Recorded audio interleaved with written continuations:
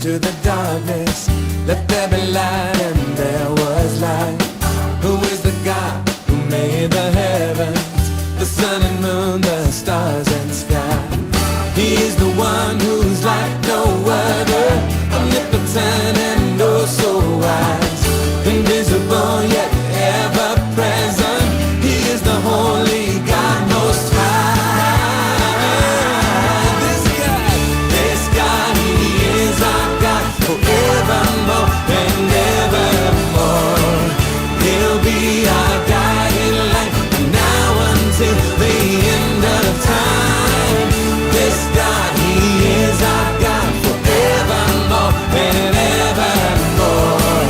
He'll be our guiding light from now until the end of time. Yeah. I'm glad you're with us in worship this morning. I know it has been a traumatic week for all of us with the elections and the increasing COVID numbers. And so as we gather for worship, I pray that this will be a time where you can center yourself on God, feel God's love, and be strengthened for the days ahead. I'm the Reverend Deb Olenek, and this is the United Methodist Church of Evergreen, Colorado. Today, I'd like to lift up our veterans, since this week we'll be observing Veterans Day. Thank you to you men and women who have served our country, and also to you families who have a loved one who has served our country. May God's blessings be on you. I want to thank those of you that have already purchased the fresh Christmas wreaths that we're offering, and now I want to thank those who will turn to the online orderings directly through the company using our code, because that will help us quite a bit as well. Today we have a short video from one of our outreach partners, Habitat for Humanity. Hello, my name is Kathleen O'Leary. I'm the Executive Director for Blue Spruce Habitat for Humanity. Seeking to put God's love into action, Blue Spruce Habitat for Humanity brings people together to build homes, communities, and hope.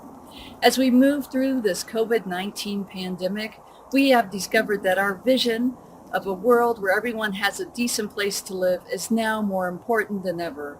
At Blue Spruce Habitat for Humanity, we are stepping up to meet this need.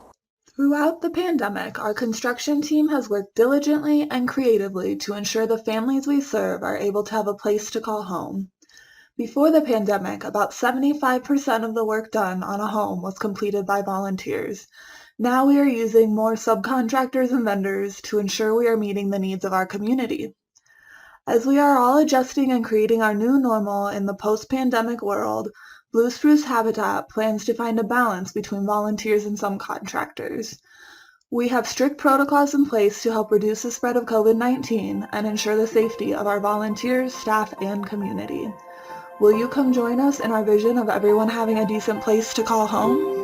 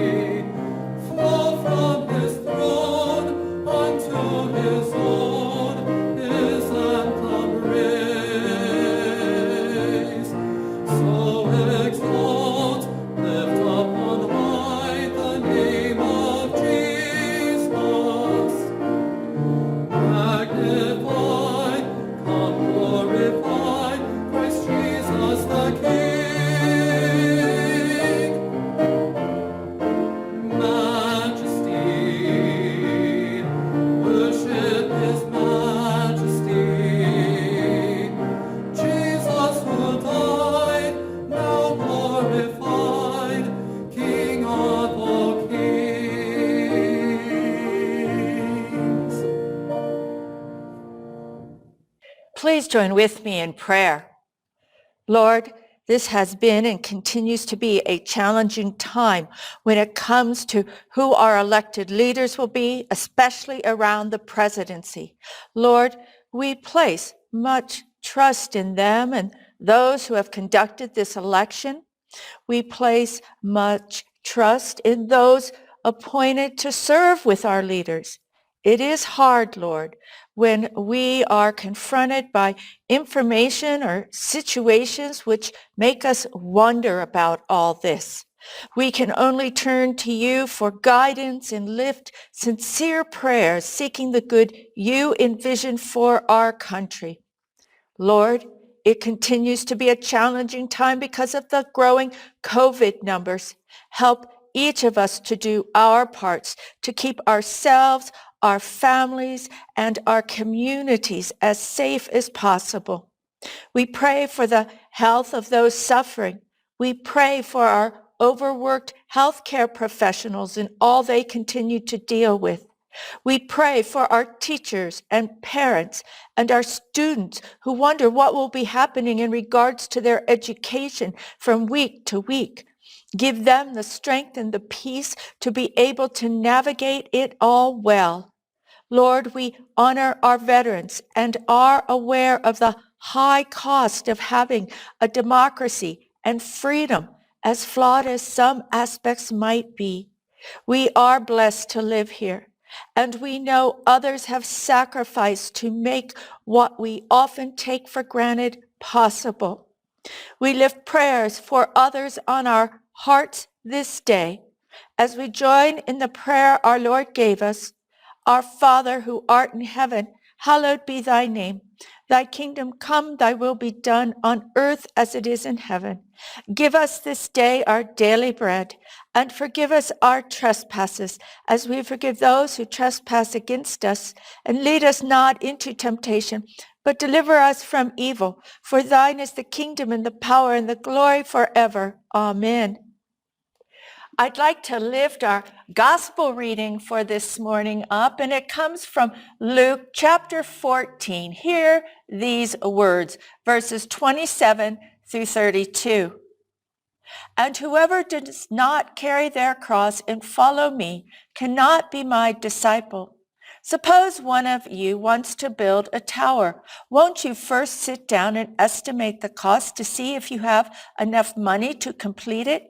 For if you lay the foundation and are not able to finish it, everyone who sees it will ridicule you, saying, this person began to build and wasn't able to finish. Or suppose a king is about to go to war against another king.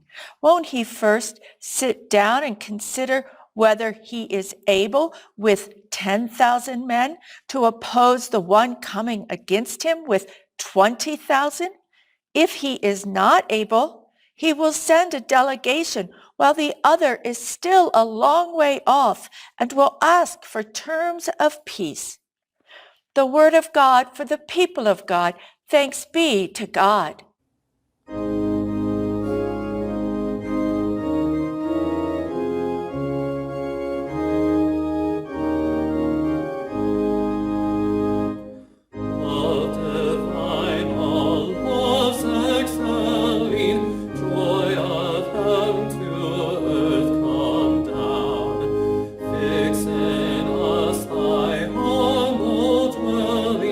All thy faithful mercy.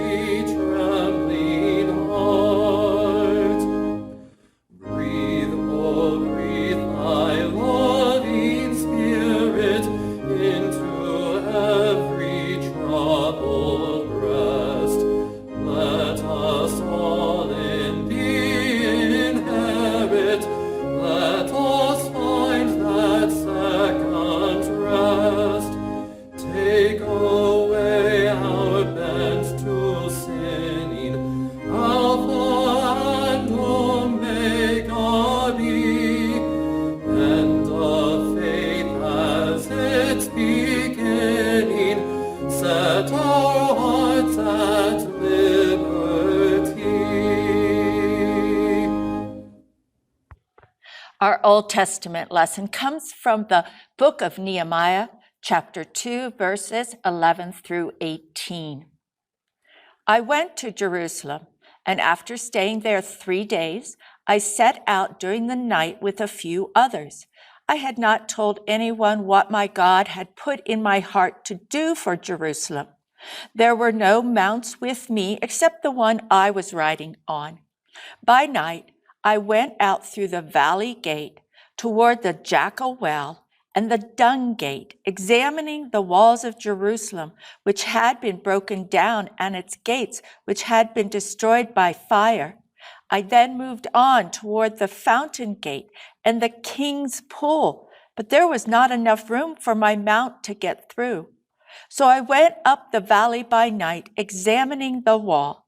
Finally, I turned back and re-entered through the valley gate.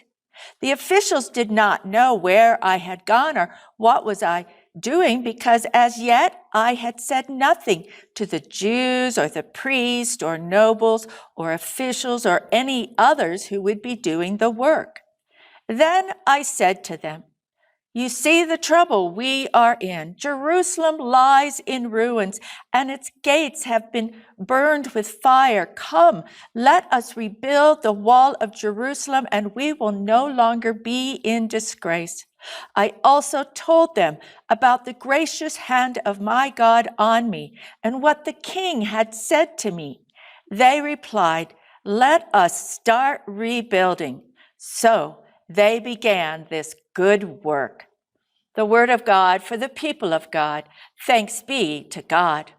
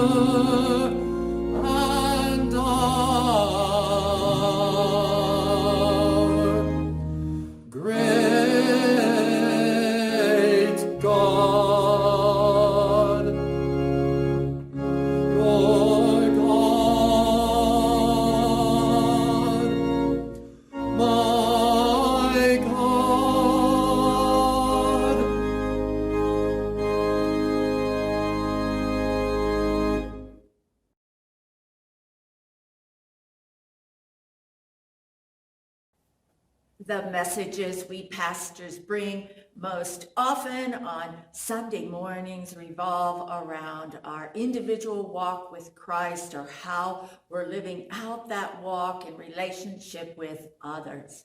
Sometimes we'll do messages that are centered around the body of Christ and the ministry that God is calling us to within the church's wall as well as out in the community. There are occasions when our faith, though, is connected with whatever is going on in the nation and the world. For example, during times of national tragedy such as 9/11 or the Las Vegas shooting, or when we send our men and women into combat. And around July 4th, there's often a message that has to do with how our faith is connected with our national heritage. Well, this morning is one of those days when this message is going to be about how does our faith connect, how does our faith lead us for what is happening on the national level. It is a time in which we are asking for God's guidance following the election this past week. We know the elections aren't all sorted out yet. We don't know if what we each have hoped for will prevail. We have folk here who would like to see Donald Trump again as president, and folk who would like to see Joe Biden as president. We have folk who would like the Democrats to have the majority in the House of Representatives and Senate, and those who would like the Republicans to have that. We need to pause. We need to pause and remember that the generations represented here are at the end of a long chain of men and women who sacrificed pleasure, personal comfort, and sometimes even their lives to make sure that we have the freedom, the democracy, and the country we have today. They searched the scripture trying to find God's hand in whatever was happening. Now, we know that our country, like other countries, have had times where religion has been invoked to keep some injustice going. And as Christians, when we realize that, we have sought repentance and a way to be a part of changing the direction of our nation. All too often today, we live in a nation where we have leaders acting out of motives of self-gratification or advancement, or in ways that create division rather than moving forward together in a healthy path with those across the aisle from us. We have a variety of citizen groups who are angry and have deep wounds which have built over time.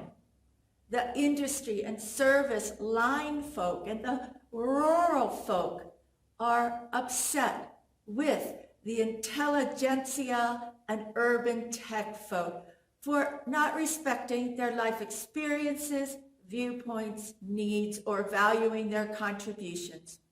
We have those with varied racial backgrounds indignant that the promise of racial justice has been less than fulfilled.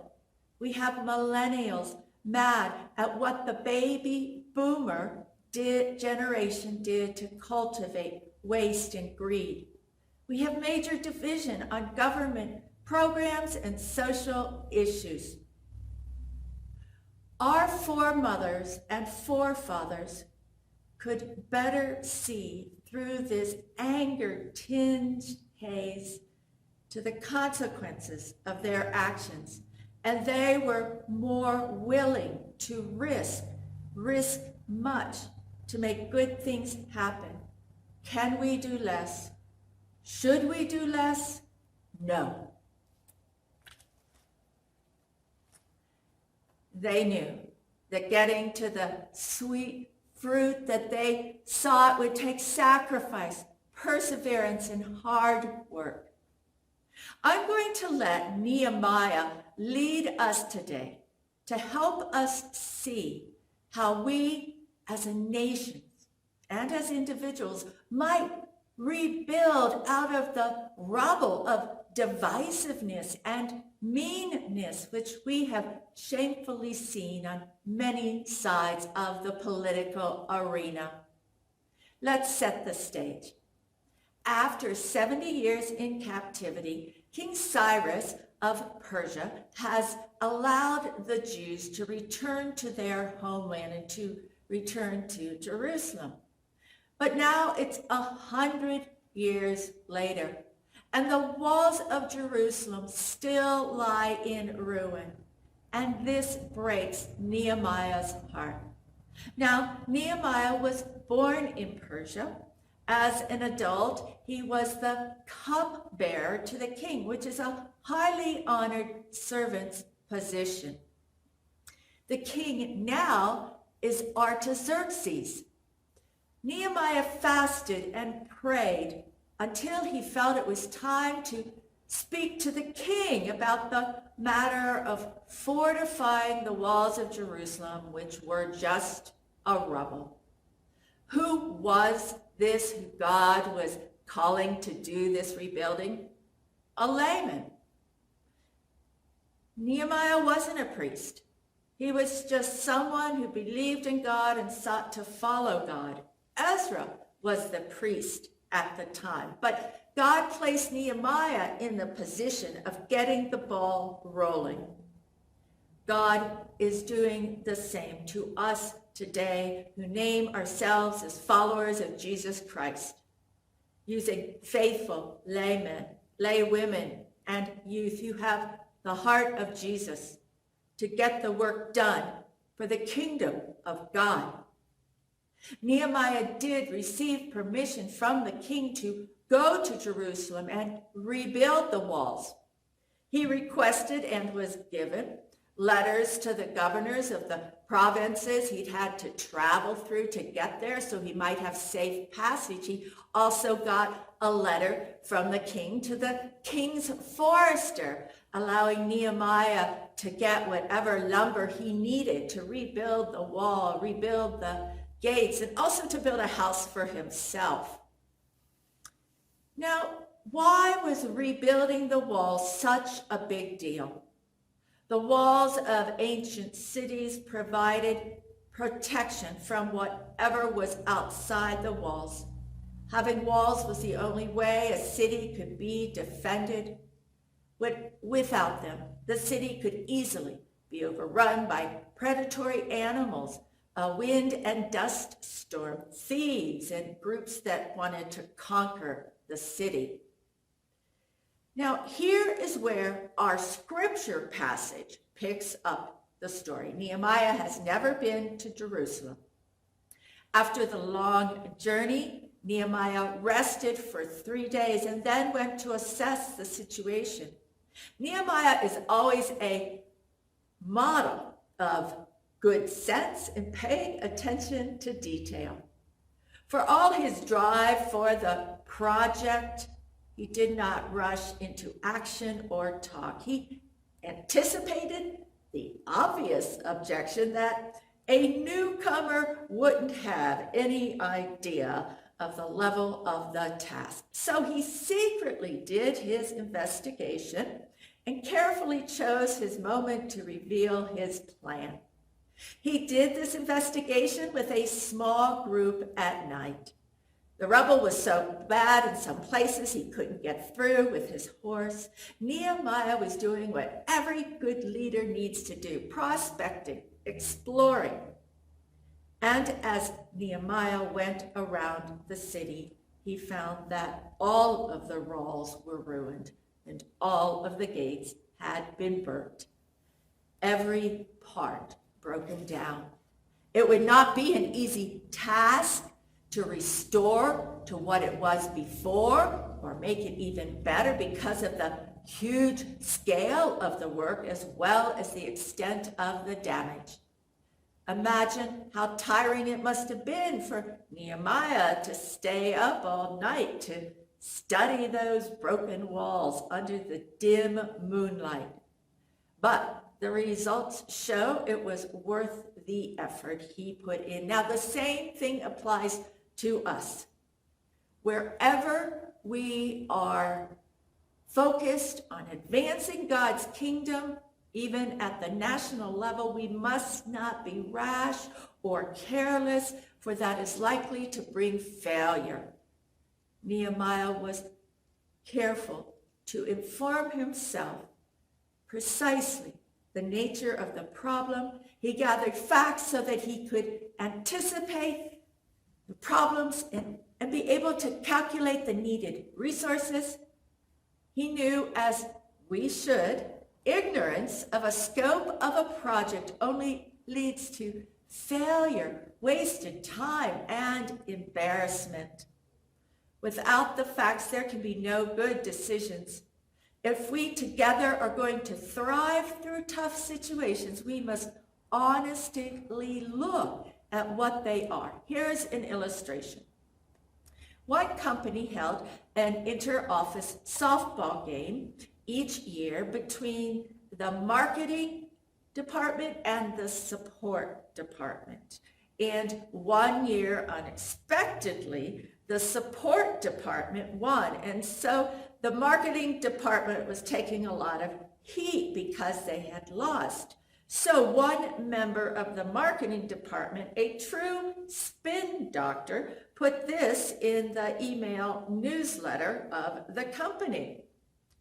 The marketing department is pleased to announce that we came in second place in the recent softball season after losing only one game. The support department, however, had a rather dismal season, winning only one game. Whether it's about softball or about something more important, we need an accurate assessment of things, not a sugar-coated, misleading one. Nehemiah wasn't a foolish man. He didn't underestimate the cost. His investigation helped him understand what the cost was going to be in terms of times and resources. Jesus himself taught this principle in our passage from Luke 14.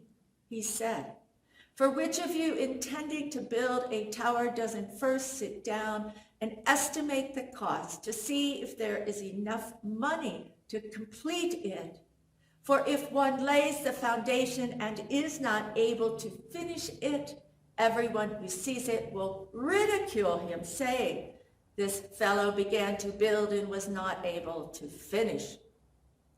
The context of Luke 14 is Jesus talking about the cost of being a disciple and making a commitment to follow him. But this is also the same kind of cost in committing to participating in making God's kingdom real here on earth, to help hold our nation to the highest standards, including for the leaders and for the governing of our country. Now, let's not forget, Nehemiah went out in the night with a few others. He didn't go alone. As the saying goes, if you want to go fast, go alone. If you want to go farther, go with others. We don't see a wide enough spectrum when we make up our minds all alone. Our visions are too small. The views of others help us see a broader perspective. If we are trying to come closer to God's view of things, I believe that's going to need a larger perspective, not a closed-in one. Nehemiah wasn't an expert. He took input from others. They didn't need to give him permission, but they did give him good guidance.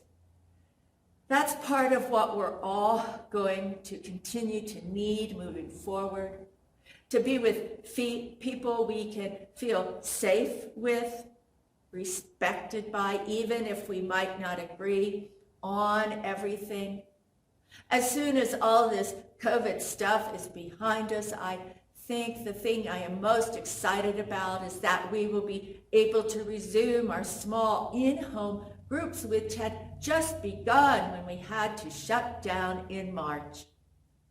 Proverbs 11:14 would put it this way: without good direction, people lose their way. The more wise counsel you follow, the better your chances. To be continued next week. I decided this approach was better than rather having you sit through a 25-minute sermon. So this is the end of part 1 of Rebuilding, and we'll pick it up next week. May Christ's wisdom and grace uplift you and our nation forward in a good way this week in God's eyes. Amen. Go ye now in peace, and know that the love of God will guide you.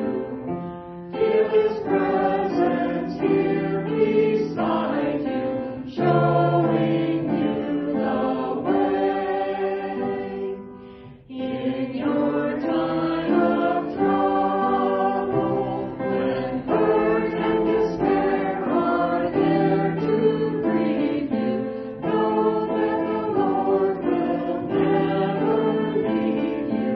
He will bring you courage. Know that the God who sent His Son to die that you might live will never leave you lost and alone in His beloved world. Go ye now in peace. Go ye now in peace.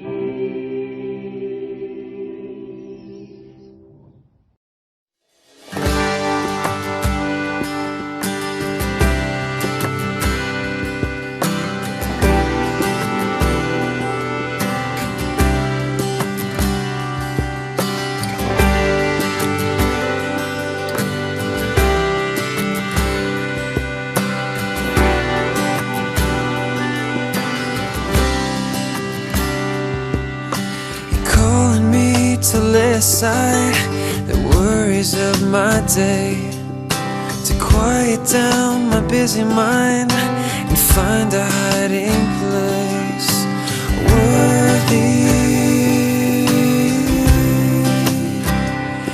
You are worthy.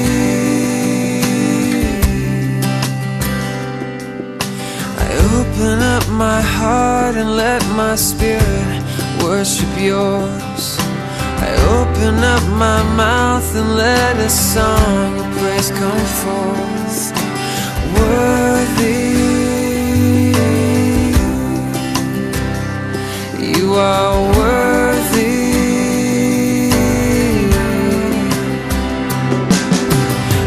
Of a childlike faith and of my honest praise, of my unashamed love,